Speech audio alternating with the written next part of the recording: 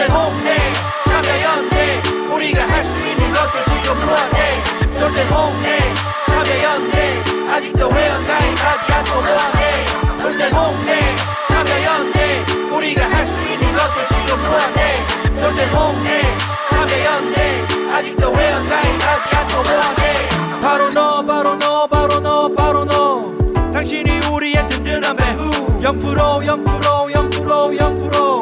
우리가 받는 정부 지원 0% 시위꾼 아냐 시민의 파수꾼 유엔이 인정하는 시민단체 파트너 행동하는 시민과 함께하는 권력 감시기구 참여연대 돌대 홍대 참여연대 우리가 할 수 있는 것들 지금 뭐하네 돌대 홍대 참여연대 아직도 회원가입하지 않고 뭐하네 돌대 홍대 참여연대 우리가 할 수 있는 것들 지금 뭐하네 돌대 홍대 참여연대 아직도 회원가입하지 않고 뭐하네.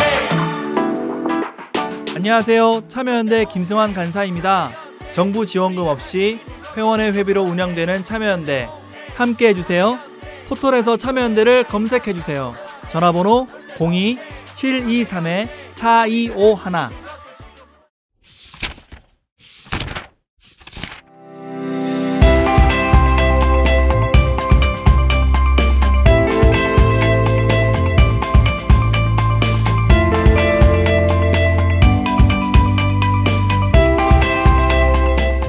머리는 시원하게 뚫어주고 가슴은 따뜻하게 데워주는 책 이야기 팟캐스트 책 사이다. 안녕하세요. 참여연대에서 만드는 팟캐스트 책 사이다입니다. 저는 진행을 맡은 바갈라딘이고요. 오늘도 황주부님과 김느낌님 나와주셨습니다. 안녕하세요. 네, 안녕하세요. 아, 잘 지내셨죠? 네. 네. 지난번에 이소부화로 얘기 나눴잖아요. 네. 방송 마치고 돌아가서 또 읽어보게 되더라고요. 그리고 이게 심심할 때 아무데나 펼쳐가지고 맞아요. 읽어봐도 어쨌든 내 삶의 어떤 구석과 안 닿을 수가 없어서 가까이 두고 읽어봐야 되겠다 이런 생각이 들었고요. 두 분도 뭐 방송 마치고 나서 이소부화 또 읽어보셨겠죠? 저는 이소부안 읽지 않고 이번 주에는 몰아서 전시회를 3군데나 다녀왔어요. 전시회요? 네. 그러니까 그동안 너무 바빠서 사실은 문화생활 일할 게 없었는데 네. 너무 몸이 아프니까 일단 일을 조금 쉬었거든요. 근데 이제 하루 종일 누워 있는 게 너무 고통스러워요. 제가 고관절이 안 좋아서 이제 일단 일어서서 자꾸 다니면 안 된다 그러니까 하루 종일 누워 있다가 이제 놀면 뭐하노. 그래서 이제 체력을 아껴서 또 이제 어떻게 우연히 그래서 이제 3군데 정도 전시를 봤는데 제가 제일 추천드리고 싶은 전시가 있다면 아직 안 보신 분들이 있다면 에릭 요한슨 사진전을 한번 보시면 정말 재밌을 것 같아요. 에릭 요한슨이요? 네네네. 그러니까 사진 거기는 이제 모든 실사 사진들이에요. 이 사진들을 컴퓨터로다가 다 따서 새로운 하나의 이미지를 마련하는 건데요. 이 전시의 이름이 Impossible is Possible이에요. 근데 실제 보면 너무 우리가 어렸을 때 상상했던 어떤 그런 이야기들이 정말로 사진인데 더 그림처럼 현실인데 현실이 아닌 것처럼 그러니까 뭐라고 말할 수 없을 정도로 상상력과 즐거움을 느낄 수 있는 그런 굉장히 좋은 전시였고요. 그다음에 제가 본 것 중에 또 베르나르 뷔페전 같은 경우도요. 일단 원화가 너무 많이 왔어요. 90점이 넘는 원화가 와서 요즘 전시회 잘못 들어가면 솔직히 예쁜 사진 찍는 곳 몇 개만 마련해 놓고 15,000원, 16,000원씩 받는 전시 진짜 많거든요. 그런데 이거는 15,000원이 아니라 더 받아야 해. 이런 느낌을 주는. 그리고 한 화가의 작품 세계를 정말 초반부터 끝까지 그리고 이제 그 안에서 그 예술가의 어떤 행적들을 그대로 느낄 수 있게 해놔서 저는 그 전시회도 추천드리고 싶습니다. 에릭 요한슨 사진전은 9월 15일까지 네. 예술의 전당 한가람 미술관에서 진행을 하고 있네요. 그리고 뷔페도 마찬가지입니다. 베르나르 뷔페의 전시회도 같은 곳에서 네네. 9월 15일까지 진행을 하고 있군요. 예술의 전당 강남이라 한번 가기가 쉽지가 않은데 맞아요. 너무 외진데 있어요. 우리한테는 외진데 또 가까이 그렇죠. 하시는 네. 분들한테는 안 그러니까. 아주 좋겠죠. 근데 진짜 사람들이 많아서 심지어 이제 줄 서가지고요 입장 대기를 해서 들어가야 될 정도였어요. 에릭 요한슨 사진전 같은 경우는. 또 방학 시즌이고 맞아요. 그래서 아이들과도 함께 보면 되게 좋을 것 같아요. 그러니까 이런 전시회 가려면 다 음. 월요일이나 화요일에 사람 없을 때 아침 일찍 갔다 오면 좋은데 그러려면 또 휴가를 내야 되지 않습니까? 맞아요. 저희 애들이 아니 저희 애는 이런데 들어가서 이제 스트레스를 받으면 이 배변 활동을 하기 때문에 네 사실 이제 몇 번 이렇게 가고 싶다는 얘기를 이제 와이프하고 네. 계속 나누고 있는데 이제 잘 짬이 안 나네요. 그런 때가 빨리 모두에게 오기를. 아니 그러니까 이게 사지를 묶어놔야 여유가 생기더라고요. 그게 무슨 제가- 말이죠? 자취를 묶어요. 그러니까 제가 느낀 건데 왜 우리가 뭔가를 해야지 시간이 나면 뭘 해야지. 근데 그 시간이 일을 하거나 뭔가에 매여 있을 때 안 나는데 제가 이제 병으로 어쨌든 사지가 묶이니까 그때서야 찾아가게 된다. 찾아가게 되는 거죠. 아유, 그래서 또 1년치를 몰아봤어요. 제가 이번에 진짜. 사지를 묶어라. 네. 좋은 교훈의 말씀 감사드리고요. 저희 오늘은 후다닥 1세로 이야기 나눠보는 네. 날이죠. 44회 후다닥 1세. 먼저 후보부터 만나보겠습니다. 네.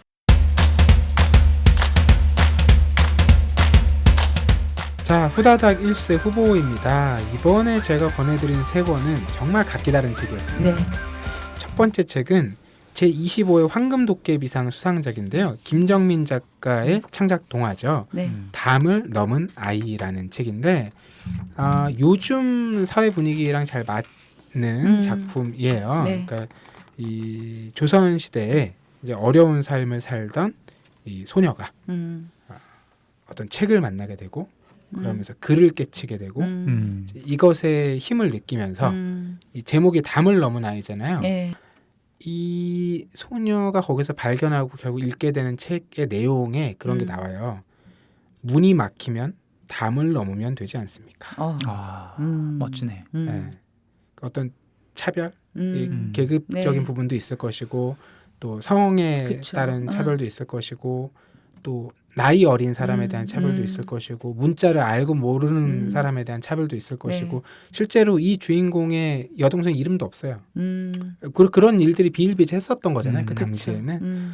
그런 얘기를 담은 좀 진취적인 작품이라서 기억에 남았고요. 그리고 또 하나 제가 추천해드린 책은 이 책을 고르지 않으실까라는 생각을 조금 기대를 갖고 골랐는데 네네. 이 그놈의 소속감이라고 이 김응준 작가의 책인데 이분이 실제로 공무원입니다. 네, 그래서 이 공직 사회의 어떤 답답함이랄까요?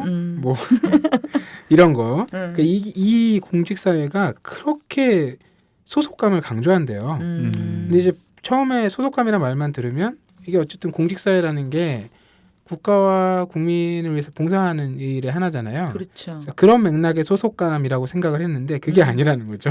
회사로서의 소속감. 그렇죠. 조직이 우선이다. 네, 우리 팀, 우리 회사, 우리 조직. 그리고 여기서 내가 소속감을 강조하지 않고 네. 나만의 개성을 드러낸다. 그것은 일종의 이 뭐라 그럴까요? 학명. 그 이런 분위기 속에서 회사 행위. 네. 회사 행위. 본인이 너무 불편했던 얘기들 뭐 이런 거를 뭐 끄집어내서 쓴 일종의 공무원 일상 툰 같은 느낌? 뭐 이런 재밌겠네요. 걸 주는 책이죠. 세상이 좋아졌네요. 공무원 이 신분인데 실명을, 그쵸. 이런 책을 실명으로 낸다는 거는 실명이겠죠? 네. 그러니까 이 대목이 되게 인상 깊어요. 공익을 말할 때 내가 하고 싶은 이야기. 이 대목에 나오는 한 네. 부분인데 읽어드릴게요. 네. 공무원으로서의 4년이란 시간이 내게 준 선물이 있다. 사회를 전과는 다른 더 큰 맥락에서 바라보게 되었다는 점이다. 일의 결과만 보지 말고 어떤 조건이 더해지고 덜어지는지 과정에 집중해야 개인의 개별적 삶이 고려될 수 있기 마련이다. 모든 일에는 사람의 이해와 욕망이 중첩되고 교차되어 있다. 그래서 공익을 하나의 절대적인 가치로 생각하지 않게 됐다. 가끔 국민을 위해서라는 말을 함부로 남용하거나 공익에 대해 한마디로 정의하며 이를 밀어붙이는 동료와 상사를 경계하게 된다. 이분 뭐 승진은 뭐 물 건너. 포기한 소확행의 화신이네요. 아 근데 되게 이렇게 훅 들어오는 말이네요, 진짜. 그렇죠. 이게 네. 그냥 웃긴 얘기가 아니라 이분이 이제 놓여 있는 네. 그 일의 성격이 네. 있잖아요. 네. 그러니까 누구나 이런 얘기를 할 거잖아요. 뭐 우리는 이것을 위해서 하는 조직이니까 네. 네가 조금 지금 불만이 있어도 이 대의를 위한 것이다. 이런 식으로 많은 게 얘기되지 않겠어요? 그런 걸 굉장히 쉽게 그냥 던지는 사람들한테 이제 동의 못 하겠다는 거죠. 왜냐하면 사실은 그 공익이라는 게 제대로 구현되고 필요한 사람들한테 가닿으려면 그쵸. 그냥 개별적인 구체적인 상황으로 얘기가 돼야 음. 가능한 것이지. 네. 그걸 이런 식으로 퉁쳐서는 아무것도 안 된다. 이런 깨달음까지 보여주더라고요. 굉장히 흥미로운 책이었고요. 네, 네. 정말 웃다가 이렇게 헉 하게 되는 그런 장면들이 있는 책. 그리고 세 번째 책이 이제 오늘 두 분께서 네. 골라주신 책이에요. 네. 브레네 브라운의 수치심 권하는 사회라는 책인데 이 브레네 브라운은 한국에도 마음 가면이라든지 네. 진정한 나로 살아갈 용기 이런 책들이 소개가 돼서 많이 판매도 됐고요. 네. 책을 안 읽어보신 분들도 테드 강연이나 넷플릭스 다큐를 많이 보셨더라고요. 아 다큐도 있었나요? 그 이분이 다루는 그 수치심과 관련된 네. 이야기를 담은 작품이 있어요. 아, 넷플릭스 그렇구나. 다큐가 나왔다는 거는 이 사람은 굉장히 부자인 거야. 부럽네. 네, 어쨌든 이 책을 네. 골랐잖아요. 네. 왜 골랐는지에 대해서부터 우리 잠시 후에 함께 이야기 나눠보겠습니다. 네.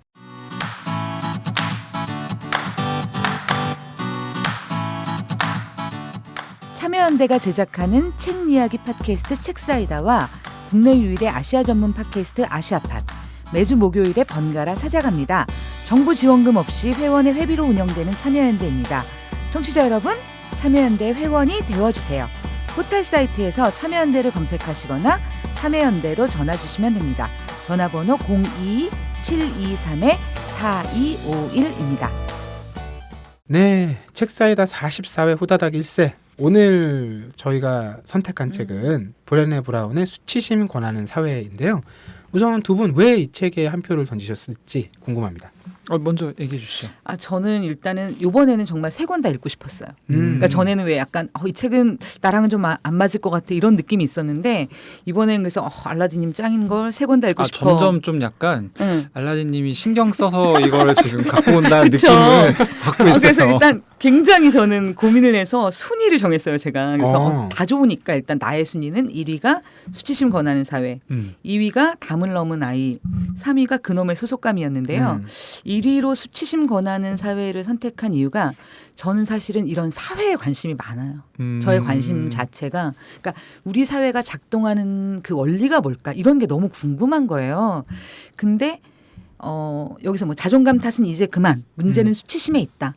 수치심을 권하는 사회가 우리를 어떻게 만드는가 이런 주제 자체가 일단은 굉장히 끌렸고 그다음에 이제 뭐 모멸감, 굴욕감, 죄책감 여러 가지 감정이 있잖아요. 그런데 이 수치심이라는 것은 사실은 그런 감정들 중에서도 공공으로 회자되지 않는 가장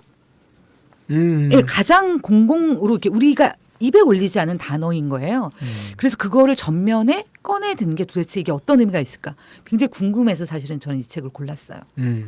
저는 사실 되게 개인적인 이유로 골랐는데요. 아, 네. 그러니까 제가 예전에 이제 원고를 어느 정도 써놨는데 아직 이제 출간을 못한 책이 있어요. 그 중에 챕터가 하나가 수치심이에요.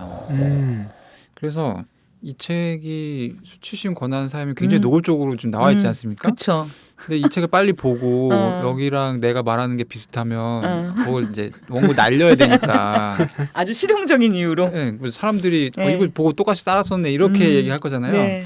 그럼 이제 쓰면 안 되니까 확인을 좀 해봐야 되겠다라고 생각을 하고 이제 떨리는 마음으로 책을 주문해서 봤는데 저랑은 약간 시각이 다른 것으로. 너무 궁금하네요, 진짜. 네. 네. 이 책이 흥미로운 지점은 이 수치심 권하는 사회라는 제목에 있는데 원제는 이런 의미는 아니었던 걸로 제가 기억을 하는데 네. 원제는 뭐였죠? 이거 어떻게 해석해야 되나요? 나는 그게 단지 나였다고 생각했다. 하지만 그건 아니었다. 뭐 이런 의미죠. 그렇죠. 네. 근데 이 맥락을 이렇게 제목을 붙여놓으니까 굉장히 다르게 들어오는데 그러네. 원제가 더 충실한 제목이네요.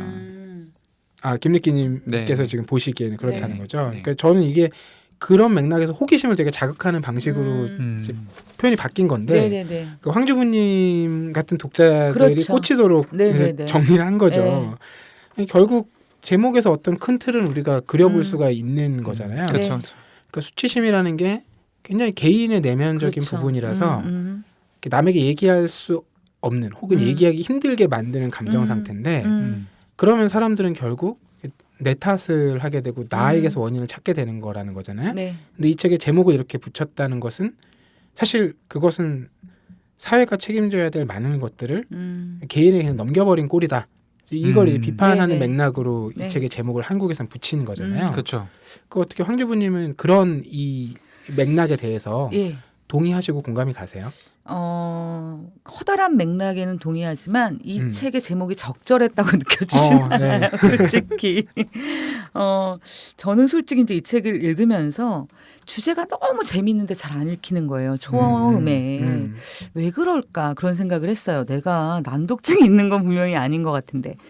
근데 이제 이 수치심이라는 것을 그러니까 학자답게 정리하면서 이 책을 쓰신 것 같아요. 그래서 자기의 데이터와 이제 그 데이터에서 이제 펼쳐지는 의문들과 그 논리적인 부분을 찾아가면서 따라가면서 책을 썼기 때문에 사실 막 너무 재미있게 책이 쏙쏙 들어온다 이런 느낌은 아니지만 굉장히 충실한 본인의 연구에 대한 충실한 책이었고요.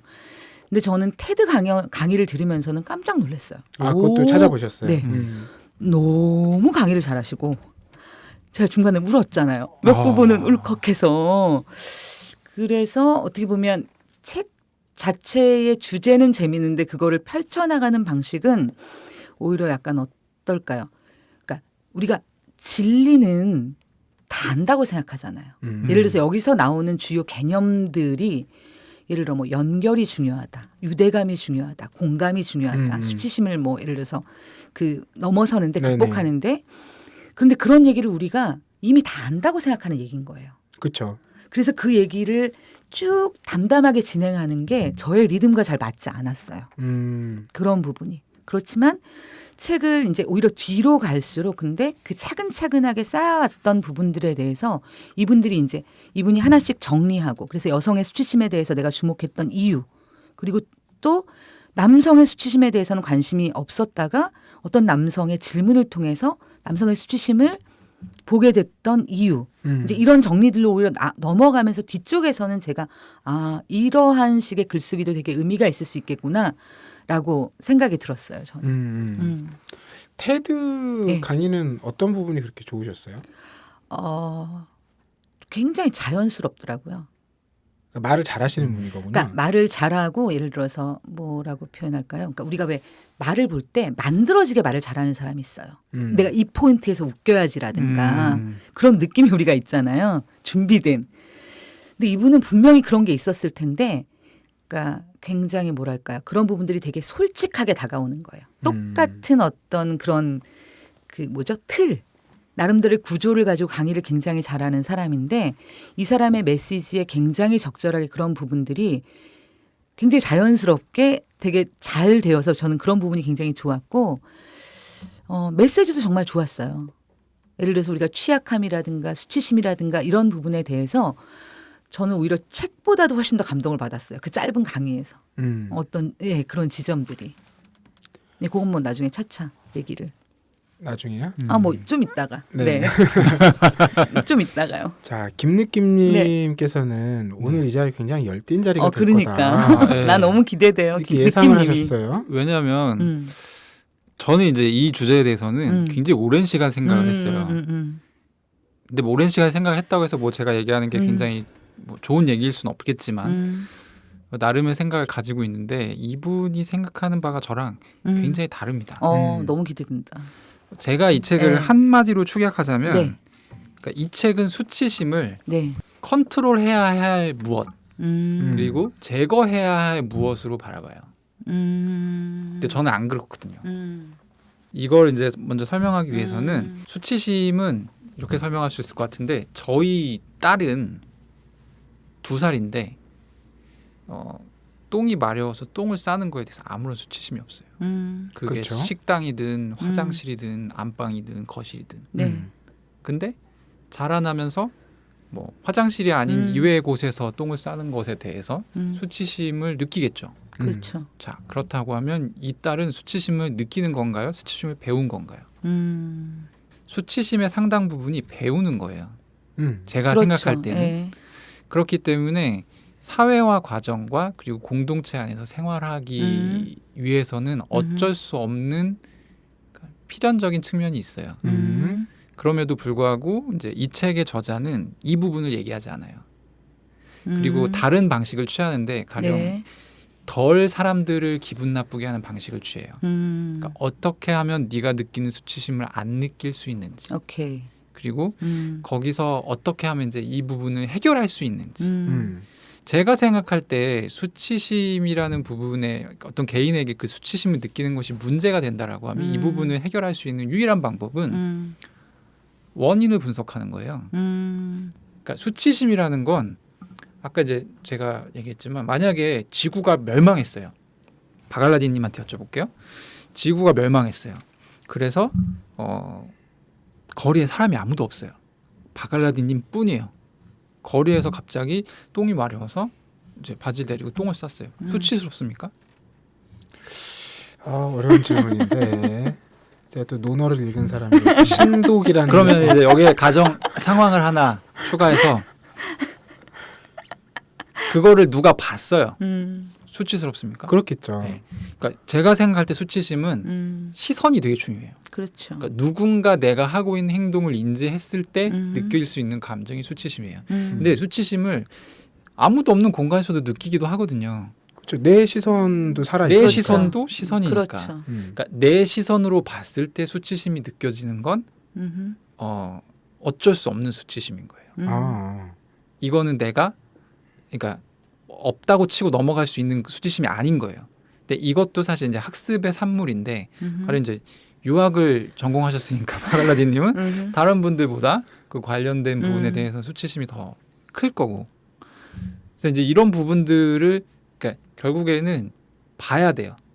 봐야 되고 어떤 부분을 내가 수치심을 느낀지 알아야 돼요. 그러니까 스스로에 대해서 공부를 하는 게 네. 수치심 관련해서 뭔가 나한테 문제가 있다고 하면 그걸 극복하는 첫 번째인데 여기서도 이제 우회적으로 설명을 하긴 해요. 네. 그러니까 이 작가가 알긴 해요. 제가 생각할 때 음흠. 저랑 비슷한 생각을 하는 것 같긴 한데 네. 그거를 굉장히 돌려서 얘기를 하고 있어요. 저도 약간 비슷하게 느끼는 지점은 어떤 거냐면 수치심 자체에 대한 분석이 생각보다 그렇게 잘 정리되지 않아요. 네. 잘 정리되지 않고 그냥 수치심을 느낀다. 그 다음부터 얘기하는 어떤 경향성은 있는 것 같다는 생각이 드는데 저는 그렇다고 해서 그 수치심을 뭐라 그럴까. 이 사람도 이제 수치심 권하는 사회라는 제목이 나왔을 때는 수치심의 그 성별적 맥락과 개인사적인 맥락과 사회적인 맥락을 다 다루고 있긴 하거든요. 실제로. 그 수치심이라는 게 어떻게 나에게 생기게 되는가에서 보면 어렸을 때 가정이라는 공간에서 어떻게 이제 왜냐하면 우리가 똑같은 부분에 수치심을 느끼는 게 아니죠. 한 가지 제가 동의하는 부분은 이 수치심이라는 게 사실은 우리 삶에서 누구나 겪는 거잖아요. 그렇죠. 누구나 겪을 수밖에 없는 거고 그리고 이제 이 책엔 나오지 않지만 테드의 강연에는 취약함에 대한 강연이 있어요. 그렇죠, 있죠. 근데 이제 그 취약함에 대한 강연에서는 우리가 취약한 부분이 우리 삶에 제거된다고 내 삶이 행복하거나 정말 좋은 것일까? 사실 취약함이야말로 내가 충분히 살아있다는 증거이고 내가 나에게 내 삶을 용기 있게 살아나간다라고 하는 척도라고 표현되는 부분이 있거든요.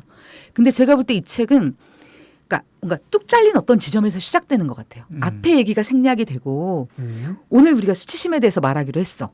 나는 오늘 나의 연구 중에 수치심에 대해서 얘기를 할 거야. 그래서 좀 그 맥락이 잘린 것 같아서 저는 앞부분이 충분히 체간으로 빠져들지 못하게 하는 부분이 그 부분이 아니었나 그런 생각이 좀 들었거든요. 저는 이제 이 책을 보고 네. 약간 이 책의 문제적인 구절이 네. 실제 있는 구절인데 하지만 수치심은 진짜 내 모습을 남들에게 보여주지 못하게 방해한다.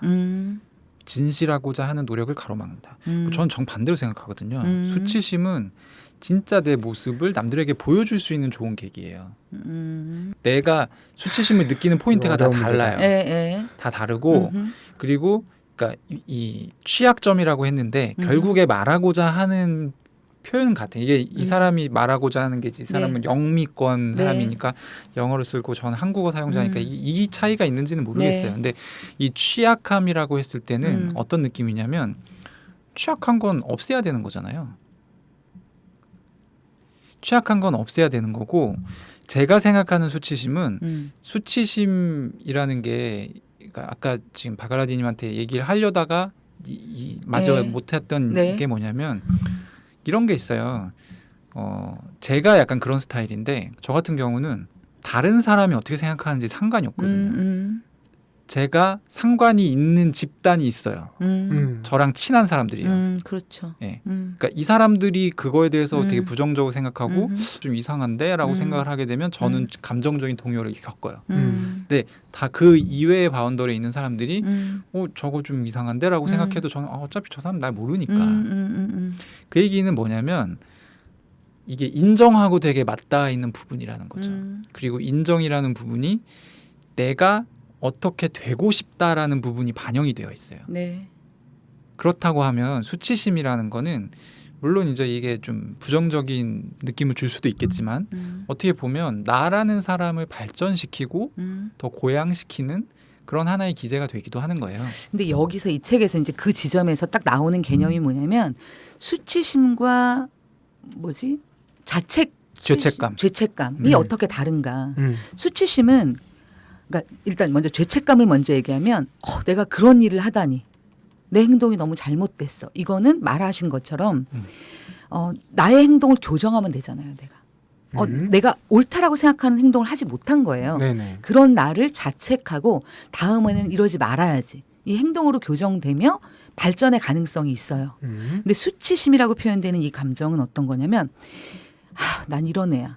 난 이렇게 쓸모가 없어. 그래서 자기 존재를 부정하고 오히려 그 발전이라기보다는 오히려 고립을 택하고 남들한테 굉장히 저항적으로 나가고 이런 것으로 표현된다는 거죠.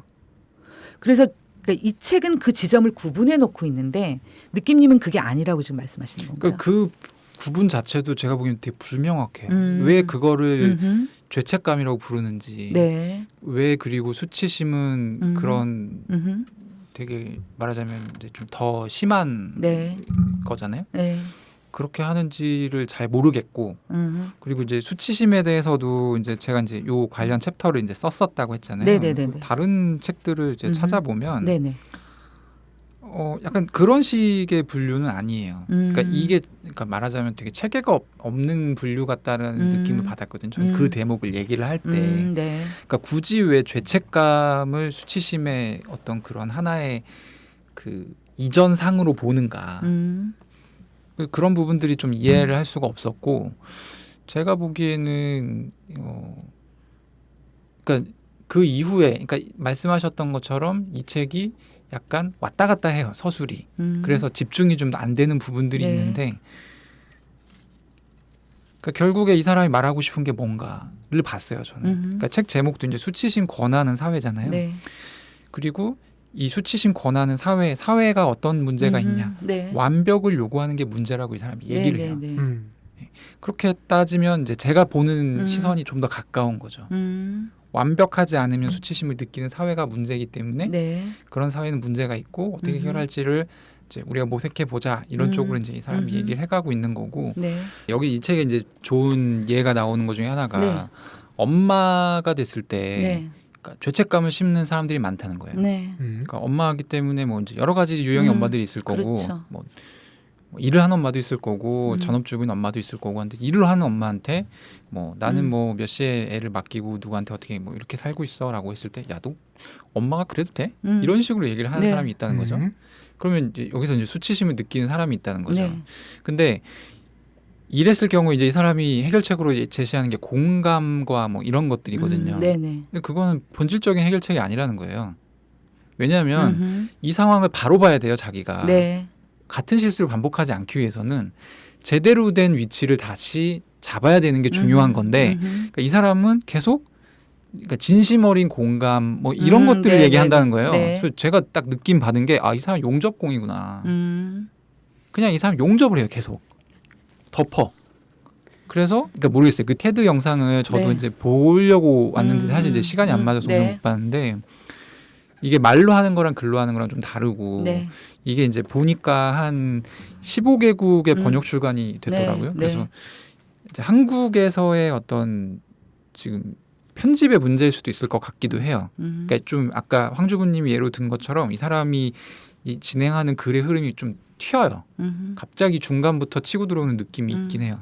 그리고 이제 수치심 권하는 사회라는 네. 제목을 뽑은 것도 원제가 더 사실은 책 내용에는 원제가 만약에 제목이었다면 저는 책 내용을 납득할 수 있어요. 근데 수치심 권하는 사회가 제목일 때는 약간 좀 의외다 네. 네. 이런 느낌이 좀 들었었어요. 근데 이제 저는 한 가지 반론이 있는데 뭐냐면 충분히 지금 말씀하신 부분에 공감되는 부분이 있는데 사실 인생사 문제가 그렇게 해결이 안 된다는 거예요. 내가 아는 것으로 예를 들어 내가 그 상황과 그 위치를 아는 것으로 내가 지금 가진 문제를 해결할 수 있을까? 안다는 이유로. 그러니까 해결이 안 되더라도 네. 그것이 해결책이라는 걸 아는 것과 음흠. 이걸 해결책이라고 알고 있는 거는 굉장히 큰 차이가 있다는 거죠. 음흠. 그래서 저 같은 경우는 이제 이 얘기는 제가 주변에 많이 해서 팟캐스트에서 했었을지 모르겠지만 저 같은 경우는 중학교 2학년 때 이제 왕따를 한번 당했었는데 당시에 우연히 봤던 어린이 장자라는 책에서 되게 도움을 많이 받았거든요. 거기 나오는 이제 빈 배라는 말하자면 우화가 있어요. 내용이 이래요. 좁은 강을 내가 배를 타고 건너는데 저쪽에서 배가 한 대 와요. 같이 마주쳤어요. 배가 가까워지면 저쪽에 탄 사람이 야 비키라고 얘기를 하겠죠. 배 부딪히지 않게 비키라고. 네. 근데 내가 비키지 않으면 그 사람이 점점 소리를 지를 거고 거의 배가 붙을 때 정도 되면 노를 들든 뭐를 들든 해서 싸움이 일어날 거다. 근데 만약에 생각을 해보자. 이쪽에서 가는 배에 사람이 타고 있지 않다면 저쪽에서 오는 사람이 나한테 소리 지르지 않을 거다. 알아서 피해가겠죠. 그렇죠. 그래서 이제 이 내용의 이게 어린이 장자라는 책에 왜 들어가는지 모르겠는데, 그러니까 세상을 건너는 네. 나라는 배를 빈 배로 만들면 아무도 너를 상처 입히지 않을 것이다. 아무도 너와 맞서려 하지 않을 것이다라는 게 이 이야기의 메시지였어요. 이게 중학교 2학년이 소화하기에는 상당히 터무니없는 내용인 건 맞아요. 근데 저한테는 도움이 되게 많이 됐거든요. 그러니까 제가 느낄 때는 여기 이 책에서 굉장히 마음에 들었던 구석이 그 구석이에요. 그러니까 자기의 약점을 표현할 줄 알아야 된다. 내가 이런 부분에 대해 수치심을 느끼고 이런 부분을 표현할 줄 알아야 되는데 다만 그 표현을 하는 사람을 잘 골라라. 이걸 이해해 줄 수 있는 사람을 골라. 그러니까 성의 있게 네. 들어줄 수 있는 사람한테 그 얘기를 하는 게 중요하다. 왜냐하면 나의 내밀한 얘기를 하는 건데 그 사람이 듣고 아니 뭐야 이런 식으로 반응을 하게 되면 또 상처를 받을 그렇죠. 거잖아요. 그 부분이 저는 굉장히 유용했다고 생각해요. 네.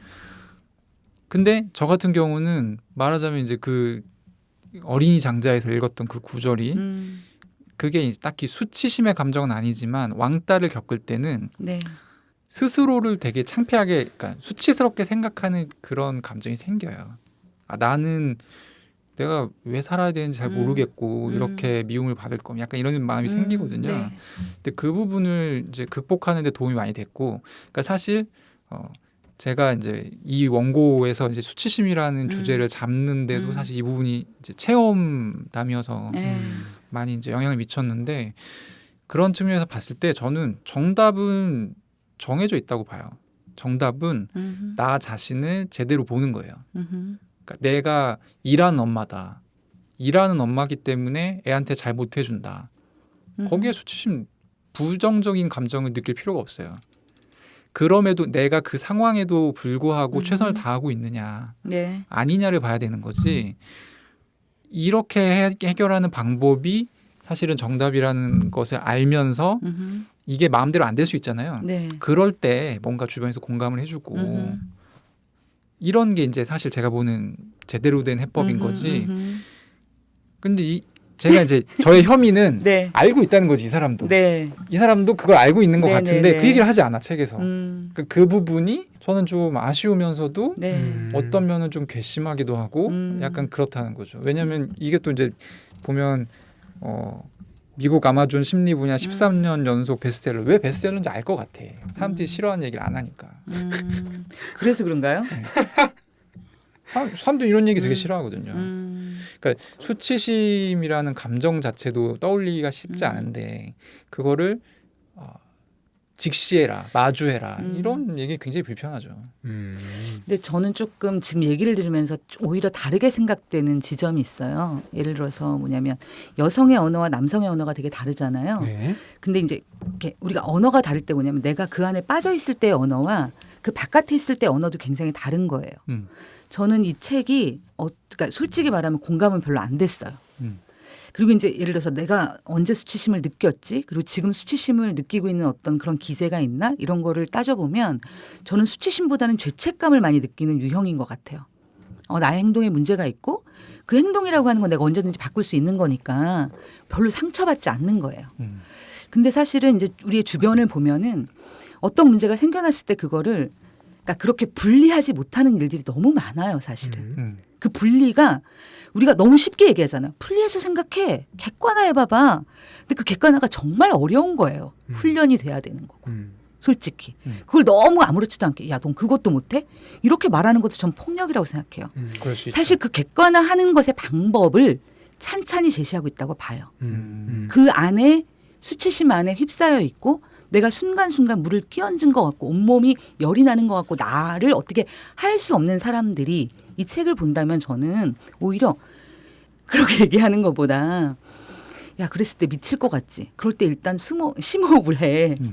그리고 안전한 사람에게 어떻게 보면 그죠? 그 얘기를 꺼낼 수 있는 게 용기야. 그리고 모두가 나만 그런 것 같지만 왜냐하면 수치심이 여기서는 고립감이라고 표현을 하는데요. 제일 중요한 게 그래서 제일 듣고 싶은 말이 나도 그래. 미투야. 이게 어떻게 보면 저는 너무 뻔한 얘기 같아서 이 뻔한 얘기를 이렇게 긴 시간 동안 이렇게 긴 페이지에 걸쳐서 하느냐가 저는 사실 그 속도가 저랑 잘 맞진 않았어요. 근데 오히려 지금 얘기를 이제 오히려 나누면서 느껴지는 게 우리에게 속도라는 게 그러니까 뭐랄까 어떤 이야기의 주제로 들어가서 우리가 읽어나가는 과정이 사람마다 다 다르잖아요. 근데 나의 속도로 그것을 보는 것과 또 수치심이라고 하는 것이 자기에게 너무 큰 문제인 사람의 속도로 보는 것은 좀 차이가 있다는 생각이 들고 그런 면에서 오히려 제가 이해가 안 되던 부분들이 조금은 이해가 됐어요. 지금. 저도 지금 말씀 들으면서 좀 느껴지는 부분들이 그러니까 제가 말하는 게 뭐 남성 여성을 여기서 가르는 게 부적절할 수도 있을 것 같은데 그러니까 보통 그러잖아요. 남자는 해결지향적이고 여성들은 뭐라 해야 돼 공감지향적 뭐 이런 구분들을 하는 걸 제가 봤는데 그런 측면에서 본다면 지금 말씀하신 것처럼 이 부분이 이제 어떤 그런 그러니까 실제로 어떤 수치심의 어떤 늪에 빠져 있는 분이 읽기에 나쁘지 않은 접근이라는 생각은 저는 지금 말씀하신 부분에서 들었고 다만 그럼에도 불구하고 그러니까 책이라는 거는 구성을 얼마든지 할 수 있기 때문에 그러니까 제가 얘기하는 부분이 아예 안 나오는 게 문제예요. 저도 그 지점엔 동의 미지네요. 우리가 제가 거의 한 25분 동안 두 분의 대화에 관여하지 않았어요. 이렇게 이게 어떻게 정리가 필요하지 않을까요? 네, 정리를 한번 해주시죠. 아니, 굉장히 복잡한 논인데, 근데 여러분 두 분의 말씀을 듣고 나니까 이 책의 제목은 독자들에게 접근하는 데 있어서 신의 한 수였다. 왜냐면 이 원제를 그대로 썼으면 그렇죠. 아마 흥미 요소가 그렇게 올라오지 않았을 거예요. 근데 이 책의 제목에 이제 사회를 붙이고 이 책이 결국 중간에 나와 있는 솔루션들은 말씀하신 객관화를 하는 과정이잖아요, 스스로. 근데 그 다음에 뒷부분에 그럼에도 구조적으로 이런 뒷받침이 있어야 된다라는 게 이제 우리 관계나 공동체 맥락의 얘기들이 나오는 거잖아요. 그렇죠. 그렇게 보면 이 자체는 일관성이 있어 보여요. 그렇죠. 근데 이제 김느끼님 말씀은 그런 것들을 해나가기 위한 출발점이 결국에는 일단 나를 정확하게 인지한 내 상황을 바라보는 것인데 그 부분을 덜어내거나 혹은 적극적으로 드러내지 않은 것에 대해서 어떤 의심을 갖고 있다. 이게 이제 김느끼님의 말씀이신 거고 황주부님께서 또 그 부분에 있어서는 지금 동의하시는 거잖아요. 그렇죠? 이게 약간 지금 제목은 수치심 권하는 사회고 부제가 여러 가지가 있어요. 첫 번째 부제는 내가 네. 부족하다는 생각은 어디에서 오는가. 음. 그러니까 저는 이게 좀 되게 아슬아슬하다는 느낌이 드는데 네. 첫 번째 부제는 내가 부족하다는 생각은 어디에서 오는가. 두 번째는 자존감 탓은 이제 그만 문제는 수치심에 있다.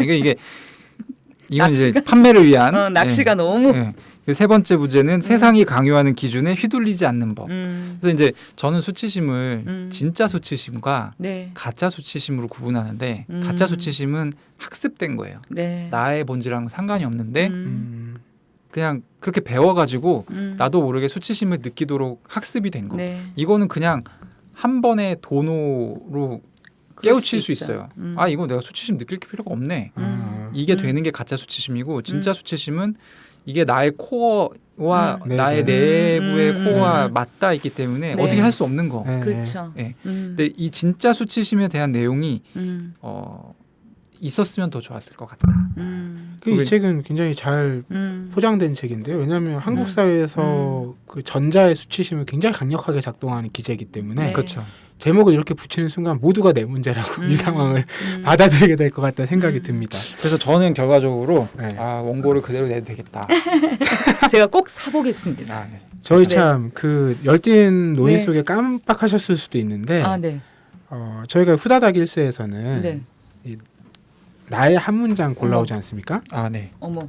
뭐 인상 깊었던 부분들이 있으시다면 네. 한 대목씩 꼽아주시면 좋겠고 제가 그 골라온 대목은 321쪽에 있는 대목인데요. 나는 내 단점이나 한계를 모두 살펴봤고 강점도 찾았다. 이렇게 하는 것은 나의 문제점이나 변하고 싶은 부분을 외면하기 위해서가 아니라 자존감, 자기 공감, 자신과의 유대감 관점으로 그것들을 살펴보기 위해서다. 이 과정에서 내가 배운 가장 중요한 교훈은 이것이다. 이게 이제 핵심인데요. 수치심에 사로잡혀 있을 때는 변할 수도 없고 성장할 수도 없다. 수치심을 이용해서 타인을 변화시키거나 성장시킬 수도 없다. 이제 아까 황주부님이 말씀하신 죄책감 네. 으로 스스로를 변화시키는 부분하고 네. 수치심으로 그걸 할 수 없다라는 부분이 바로 설명되는 대목이기도 한데 특히 저는 이 부분이요. 수치심을 이용해서 타인을 변화시키거나 성장시킬 수도 없다. 근데 이거 사람들이 모르는 게 아니라 알아서 너무 잘 이용한다는 거죠. 특히 성장시킬 수 없다라는 부분에 있어서 네. 한 발짝도 못 움직이게 하는데 많이 사용되잖아요. 그렇죠. 네. 근데 이제 그 반대도 많아요. 사실은 이제 엄마들이 아이들을 그러니까 양육하거나 아니면 네. 이제 학교에서 교사가 아이들을 양육할 때 제일 많은 전략 중에 하나가 수치심을 이용하는 거죠. 이제 거기에는 두 가지 기대가 다 있는 것 같아요. 즉각적인 행동의 수정과 네. 함께 사실은 뭐냐면 마치 이것이 도덕과 윤리처럼 이 아이에게 아로 새겨지리라는 뼈에 네. 그런데 이제 그 기대가 사실은 사실이 아니라는 거죠. 저는 그 메시지는 되게 그리고 이제 막 저를 돌아보게 됐어요. 내가 나도 모르게 혹은 그게 나쁜 건지도 모르고 오히려 어떤 때는 적극적으로 이렇게 해야 이 아이가 좋아지지 않을까 이런 식으로 그런 전략을 채택한 적은 없는가. 저는 그런 부분은 되게 좋았어요. 네. 이 수치심과 관련해서 관심 있으시는 독자분들께서 읽어보시면 좋을 책이 노르베르트 엘리아스의 문명화 과정이라는 책입니다. 김느끼님의 이 책 연결은 늘 한 중간에 한두 단계를 넘어가고 계시기 때문에 설명이 필요해요.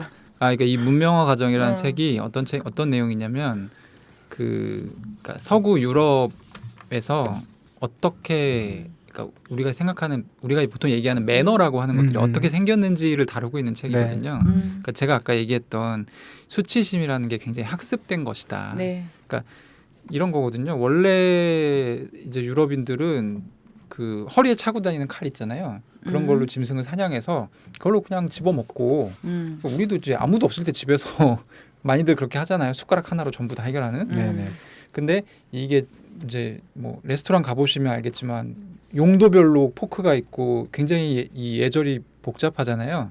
그렇게 됐던 게 이제 왕정에서 그런 기사들을 길들이기 위해서 그리고 이걸 못하면 되게 야만인 취급을 하고 이제 그런 과정을 통해서 이게 이 책이 수치심을 통해서 사람의 행동을 통제했던 그런 역사에 대해서 다루고 있어요. 사실 그래서 이런 관심 있으시면 이 책 같이 읽어보시면 좋을 것 같고 네. 저는 이제 아까 그 뭐 얘기했었는데 나의 한 문장이요? 나의 한 문장 257쪽에 네. 자신의 취약성에 대해 이야기하고 싶을 때는 상대가 그 이야기를 들을 자격이 있는 사람인지 충분히 시간을 들여서 확인하고 자신이 그런 민감한 이야기를 하고도 불안해하지 않을 수 있는지를 생각해 보는 것이 좋다. 네. 이게 굉장히 빛나는 조언인 것 같아요. 전 항상 알라딘님이랑 겹쳐서 이번에도 같은 부분이에요. 네, 그래서 바로 한 부분을 찾았는데 아까 느낌님이 지적해주신 부분과 네. 유사한 이야기가 이 책에 들어 있어요. 죄책감에 대한 글인데요. 97쪽입니다. 죄책감은 긍정적인 기능을 하지만 중요한 건 특정한 결과, 사건 또는 행동에 정말로 책임 있는 사람이 죄책감을 느끼는 경우에만 그 죄책감이 변화를 이끌어낼 수 있다는 점이다. 네. 아, 이거 되게 와닿는 부분이네요. 그렇죠? 네. 아, 다들 책임이 없다고 생각하면 어떻게 해요? 아니, 그런 경우가 문제라는 거예요. 그게 문제라고. 그래서 그 사람이 책임감을 느껴야 한다고요. 아니 근데 안 느끼잖아요. 그래서 변화가 없다는 거죠. 그리고 그 변화가 다른 사람한테 강제되는 경우가 아니면 이제 사실 책임도 없고 권한도 없는 사람들이 굉장한 죄책감을 느끼기도 하죠. 그렇죠. 네. 책임도 있고 권한도 있는 사람들은 이 부분 너무 한국 사회에 와닿는 부분입니다. 그러니까 이런 것 같아요. 제가 생각할 때 이게 이분은 약간 이 정의가 맞는지 틀린지 저 잠깐 마지막까지 동의가 안 되는 부분인데 그냥 제가 보기에 죄책감과 수치심의 차이 가장 큰 차이는 죄책감 말 그대로 책임이 있는 거예요. 수치심은 책임이 없어요. 그 차이인 것 같아요. 그리고 뭔가 수치심이 더 약간 뭔가 심각한 더 크리티컬한 문제라는 생각도 잘 모르겠어요. 그러니까 죄책감에 자살하는 사람도 있잖아요. 수치심에 자살하는 사람도 있을 거고. 그러니까 어떤 것이 더 경하고 어떤 것이 더 중하다. 그런 차이는 아닌 것 같고 이 감정에 책임이라는 책임감이 들어가 있느냐 없느냐 그 차이인 것 같아요. 놀 땐 홍대 참여연대 우리가 할 수 있는 것들 지금 뭐해 놀 땐 홍대 참여연대 아직도 회원가입 하지 않고 뭐해 놀 땐 홍대 참여연대 우리가 할 수 있는 것들 지금 뭐해 놀 땐 홍대 참여연대 아직도 회원가입 하지 않고 뭐해 바로 너 바로 너 바로 너 바로 너 당신이 우리의 든든한 배후 0% 우리가 받는 정부 지원 0% 시위꾼 아냐 시민의 파수꾼 유엔이 인정하는 시민단체 파트너 행동하는 시민과 함께하는 권력 감시기구 참여연대 놀 땐 홍대 참여연대 우리가 할 수 있는 것들 지금 뭐해 놀 땐 홍대 참여연대 아직도 회원가입하지 않고 뭐해 놀 땐 홍대 참여연대 우리가 할 수 있는 것들 지금 뭐해 놀 땐 홍대 참여연대 아직도 회원가입하지 않고 뭐해 저희 오늘 책 사이다 44회 후다닥 일세 수치심 권하는 사회로 이야기를 나눠봤는데 이런 이야기들이 펼쳐질 거라고는 저는 상상도 못했고요. 제가 앞으로 후보작 3권을 고를 때 좀 더 세심하게 골라야 되지 않을까. 아니 이게 후다닥 일세가 빨리 일세 팔라고 이제 이렇게 추천하고 홍보하는 내용인데 두 분의 열띤 토론을 들으면서 이 책이 더 궁금해지시는 분들도 계시겠지만 굉장히 비판적인 말씀들도 많이 나눠주셨기 때문에 근데 왜냐면 염려가 됩니다. 수치심이라는 게 책 제목에 박힌 책이 거의 없어요. 많지 않아요. 그렇겠죠. 많지 않고 들여다보고 싶지 않은 이야기들 중에 하나니까. 그래서 저희가 오늘 좀 열띤 토론 나눴던 것은 아직 이게 미지의 영역이라는 거죠. 충분한 사회적 논의가 되지 않은. 근데 이제 이 책이 처음 나왔으니까 이 책은 이제 무난하게 아마 1세에 넘기지 않을까 싶은데요. 다음에 저희가 45회 때 후다닥 1세의 근황을 전해드리도록 꼭 하겠습니다. 오늘 긴 시간 함께해 주신 청취자 여러분들 감사드리고요. 저희 책사이다 44의 후다닥 1세 브레네 브라운의 수치심 권하는 사회로 이야기 나눠봤습니다. 황주부님과 김니키님도 고맙습니다. 네, 감사합니다. 감사합니다.